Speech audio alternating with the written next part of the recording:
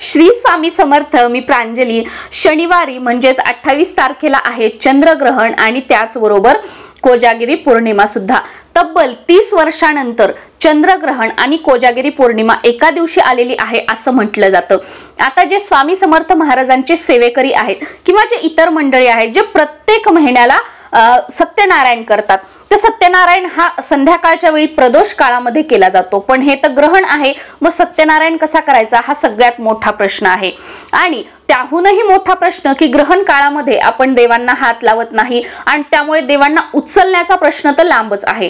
त्यामुळे या शरद पौर्णिमेच्या दिवशी, कोजागिरी पौर्णिमेच्या दिवशी रात्री 12 ते 12:39 या वेळेमध्ये दिंडोरी श्री स्वामी समर्थ महाराजांच्या केंद्रानुसार ज्या सेवा दिल्या जातात, जी इंद्र, माता लक्ष्मी, कुबेर आणि चंद्रदेवांची पूजा केली जाते, मग त्याच्यासाठी पूजा मांडणी कोणत्या वेळेमध्ये करायची? देवता हलवायचे नसतात आणि या पूजेमध्ये तर ज्यांच्याकडे श्रीयंत्र आहे ते श्रीयंत्र या पूजेमध्ये ठेवतात, माता लक्ष्मी स्वरूप. ज्यांच्याकडे कुबेर यंत्र आहे ते कुबेर यंत्र कुबेरच्या स्थानी ठेवतात. मग हे आपण कसं करू शकणार? या वेळेमध्ये तर घंटी वाजवायची नसते, आरती करायची नसते, पूजा करायची नाही, मग कसं करायचं? हा खूप मोठा प्रश्न आहे. इथे आपण सर्वात एक गोष्ट अगोदर लक्षात घेतली पाहिजे की हा सर्व जो आहे तो भावनांचा खेळ आहे. आता तुम्ही म्हणाल भावनांचा म्हणजे कसा? बघा, आपण इतर कोणत्याही ज्या गोष्टी असतील त्या आपण कोणाला पैसे देऊन किंवा कोणाच्या बदल्यात मी हे काम करेल, तू माझं ते काम कर, किंवा अशा सगळ्या गोष्टी करतो. पण जेव्हा परमेश्वराची वेळ येते, आपलं कनेक्शन जेव्हा परमेश्वराशी जोडलं जातं, जेव्हा आपण परमेश्वराकडे काही मागत असतो किंवा त्यांच्यासाठी काही करत असतो, तर यामध्ये दुसरा तिसरा हा कोणीही नसतो. इथे प्रश्न असतो फक्त तुम्ही आणि तो परमेश्वर. तुमचं अंतःकरण किती शुद्ध आहे, किती पवित्र आहे, तुम्ही किती शुद्ध मनाने त्या परमेश्वराची भक्ती करताय, त्यांचं नाव घेताय, याच्यावर परमेश्वर ठरवतो की आपल्याला जे आशीर्वाद किंवा आपण जे म्हणतो की मला प्रचिती आली, मला अनुभव आले, किंवा मी पूजा केली आणि मला असा असा अनुभव आला, साक्षात्कार झाला. तर या सगळ्या गोष्टी आहेत ना, त्या इथे सगळ्या ज्या आहेत त्या अंतःकरण किती शुद्ध मन आणि किती भक्तीने तुम्ही हाक मारतात त्यावर आहे. तुम्ही ऐकलंही असेल की जेवढ्या शुद्ध मनाने, अंतःकरणाने, भक्तीने आपण जेव्हा परमेश्वराला हाक मारू तेव्हा आपल्या हाकेला परमेश्वर हा प्रतिसाद देतोच देतो, आपल्या हाकेला ओ देतोच देतो. त्यामुळे इथे घाबरून जायची वेळ नाही, घाबरून जायची गरज नाही. मी एक सांगितलं किंवा आपण इतर ठिकाणी एक ऐकलं, तिथे ते ऐकलं, दुसरीकडे दुसरंच वाचलं, मग कन्फ्युजन. म्हणजे इथे तर आपल्याला सेवा करायची आहे, भक्ती करायची आहे की आपल्या आयुष्यामध्ये बदल व्हावेत, आपल्या परमात्म्यासाठी आपल्याला काहीतरी करायचे आहे. आणि डोक्यामध्ये विचार काय, अरे बापरे त्यांनी तर असं सांगितलं, मी तर असं केलं, मग आता माझ्यासोबत असं होणार का? आणि करून झाल्यानंतर अरे मी तर असं केलं होतं, यांनी तर असं सांगितलं, माझ्याकडून चूक झाली का? अशा कमेंट्स मला येतात. म्हणून हा जो व्हिडिओ आहे तो अतिशय महत्त्वाचा आहे. तर ह्या सगळ्या ज्या गोष्टी आहेत ना, तुम्ही सुरुवातीला काढून टाका तुमच्या मनातून. तुमचं मन काय सांगतंय त्या परमेश्वराशी. आता मी एखादी गोष्ट सांगितली पण ती तुमच्या मनाला पटली नाही तर ती तुम्ही करू नका, कारण त्या सेवेमध्ये तुमचं मन लागणार नाही. का? कारण तुमच्या मनाला ती गोष्ट पटत नाहीये. तुम्ही फक्त वरून वरून त्या पूजा करताय, तो पूजा पाठ करताय, पण तुमच्या मनामध्ये काय की नाही, हे असं नको करायला पाहिजे होतं. तर हे तुमचं मन काय सांगतो, तुमचा भाव काय सांगतो, म्हणजे काय केल्यानंतर तुम्ही त्या परमेश्वराशी जास्त कनेक्ट करू शकताय, हे इथे महत्वाचं आहे. आता प्रश्न येतो तो म्हणजे की पूजा मांडणी. ग्रहण काळामध्ये तर देवांना हात लावायचा नाही, मग कसं करायचं? तर तो जो सत्यनारायण आहे तो आपल्याला दुपारी 3:10 अगोदर करायचा आहे. 3:10 वेद सुरू होणार आहेत.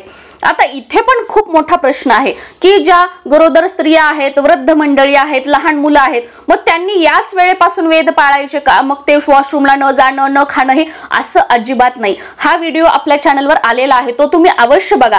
त्या वेळेमध्ये मी खूप हा काळ तो काळ न करता डायरेक्ट टायमिंग सांगितलं आहे की या वेळेमध्ये गरोदर स्त्रिया, वृद्ध मंडळी, लहान मुलांनी हे पाळायचं, हे करायचं. या वेळेपासून आपल्या नॉर्मल लोकांनी करायचं. हा वेळ जो आहे, हा काळ जो आहे, याच्यामध्ये सगळ्यांनीच पाळायचं. म्हणजे ते क्लिअर सांगितलेलं आहे, ते तुमच्या अजून जास्त लक्षात येईल.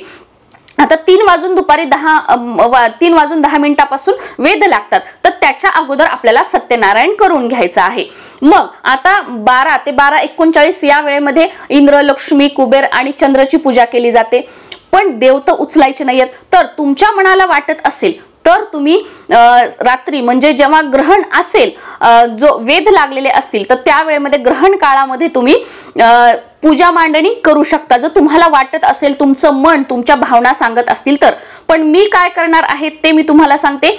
मी दुपारी 3च्या अगोदर सत्यनारायण सुद्धा करणार आहे आणि 3च्या अगोदरच मी जी आपली रात्रीची पूजा आहे त्याची पूजा मांडणी करून ठेवणार आहे आणि 3च्या अगोदरच ते जे दूध आहे जे आपण कोजागिरी पौर्णिमेला करतो ते सुद्धा करून ठेवणार आहे.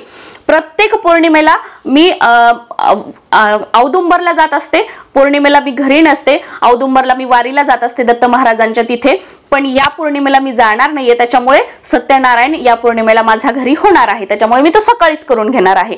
आणि पूजा मांडणी या वेळेमध्ये तुम्हाला पण या सकाळी म्हणजे 3च्या अगोदर तुम्हाला जर करायची नसेल तर तुम्ही करू नका, काही हरकत नाही. तुम्हाला जर रात्री करावी अशी वाटत असेल तुम्ही रात्री करा. पण माझा भाव काय आहे, माझं मत काय आहे, माझ्या भावना काय आहेत की मला ग्रहण काळामध्ये, वेद काळामध्ये देवांना हलवायचं नाहीये. कारण मला श्रीयंत्र ठेवायचं आहे, माझ्याकडे कुबेर यंत्र नाही तर कुबेर देवांच्या जागी मी सुपारी ठेवणार आहे. पण आपण सुपारीची जरी पूजा केली तर त्याच्यामध्ये आपण देवत्व, देव म्हणून त्यांची स्थापना करत असतो. आणि ग्रहण काळामध्ये म्हणजे मला पटत नाही की कलश आपण इंद्रदेवांचं रूप म्हणून कलशाची कशी स्थापना करावी, कलश कसा मांडावा, म्हणून मी करणार नाहीये. तर अगोदर मी करून ठेवणार आहे आणि अगोदरच मग त्याला हळद कुंकू वगैरे, फूल वगैरे सगळं तिथे व्यवस्थित ठेवणार आहे. आणि रात्री 12 ते 12:39 या वेळेमध्ये फक्त नमस्कार करायचा आहे. जे दूध बनवून ठेवलेलं आहे त्या सगळ्या आपल्या अन्नामध्ये, तर आपण दुपारीच तुळशीपत्र ठेवणार आहोत, मग रात्री फक्त ते तिथे पूजा मांडणी केली आहे तिथे समोर ठेवायचं आहे, नमस्कार करायचा आहे आणि ज्या आपल्या सेवा आहेत त्या करायच्या आहेत. आता माझी तर 108 दिवसांची व्यंकटेश स्तोत्राची सेवा सुरू आहे. बरोबर 12 वाजता माझं तर व्यंकटेश स्तोत्राची पठणाला सुरुवात होणार आणि त्याच्यानंतर मी ज्या माझ्या सगळ्या सेवा आहेत त्या करणार आहे. आणि जो आपला जेव्हा ग्रहण संपतं तर मला वाटतं 2:23 काहीतरी मोक्ष आहे, तर त्यानंतर आपल्याला स्नान वगैरे ग्रहणानंतरचं ते करून घ्यायचं आहे. तर त्या पहिल्या व्हिडिओमध्ये मी ते तुम्हाला सगळं सांगितलेलं आहे. तर कन्फ्युजन होऊ नका. तुमचं मन काय सांगतं, तुमच्या भावना काय सांगतात, मला रात्री करायचंय रात्री करा, चुकीचं नाही. तुमचं मन सांगतं की नाही मला ग्रहण काळात करायचं नाही, मला अगोदर करायचंय, अगोदर करा, योग्य आहे. काहीही टेन्शन घ्यायचं नाही. आपलं मन त्या भगवंताच्या आणि आपल्यामध्ये कोणी आलं नाही पाहिजे. इव्हन म्हणजे हो की नाही हे विचार सुद्धा आले नाही पाहिजेत. एकाग्रता हवी. नाही मला करायचंय तर असं करायचंय, नाही मला नाही करायचं तर तसं करायचंय. कारण आपल्या दोघांमध्ये कन्फ्युजन नाही. इथे आपल्याला अटॅच व्हायचं आहे एकमेकांशी, म्हणजे अंतःकरणातून जोडलं जायचं आहे की आपण हाक मारली तर नक्कीच त्या भगवंतानी आपल्या हाकेला प्रतिसाद द्यायला हवा. एवढ्या श्रद्धेने आणि शुद्ध अंतःकरणाने जेही काही आपण करणार आहोत ते करायचं आहे. त्याच्यामध्ये किंतु परंतु ठेवायचा नाही.